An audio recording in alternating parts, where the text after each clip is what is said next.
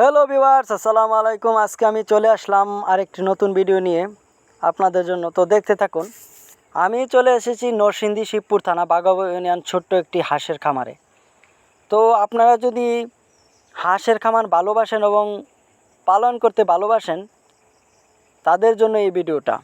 তো দেখতে থাকুন, স্টার্ট। আপনারা দেখতে পাচ্ছেন এখানে দুই ধরনের হাঁস রয়েছে। একটা হচ্ছে চীনাই হাঁস আর একটা হচ্ছে পেতি হাঁস বলে। তো দুই ধরনের। একটা অনেক বড় হয়ে থাকে চীনাই হাঁস, যেটা পাখা আছে, উড়াল দিতে পারে একটু বেশি। আর পেতি হাঁস তেমন উড়াল দিতে পারে না। সো হাঁস পালনে অবশ্য অনেক লাভজনক।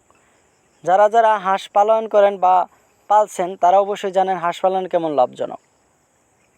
তো যারা যারা হাঁস পালন করতে চান তাদের জন্যই এই ভিডিওটা। হাঁস পালন খুবই লাভজনক আমার মতে।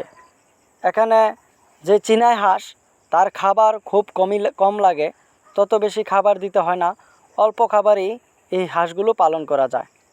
এছাড়া এই হাঁস পালন করতে তেমন পানি লাগে না, পানি ছাড়াই পালন করা যায়। আর বেসিক্যালি যেই পেতি হাঁসগুলি দেখতেছেন এগুলো পালন করতে পানি প্রয়োজন হয়, কারণ ওদের পানিতে হাবুডুবু খাওয়া এদের একটা অভ্যাস। আর এই হাঁসের খাবারও একটু বেশি লাগে, যাকে বলে পিচ্ছেরা হাঁস, প্রচুর খায়। তো আমার মতে চীনা হাঁস পালাই খুব লাভজনক। অল্প খাবার খায় এবং সাথে ঘাস, দেখতে পাচ্ছেন যে ঘাস, খড়কুটা এগুলো খেয়ে থাকে।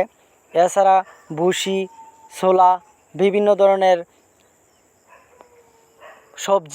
সবজির সাথে যেই ময়লা আবর্জনা এগুলোও খেয়ে থাকে।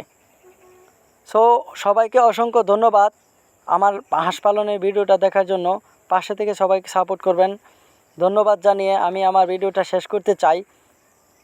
অন্য কোনো দিন অন্য একটা ভিডিও নিয়ে আসবো আপনাদের সাথে, আরও ভালো ভিডিও।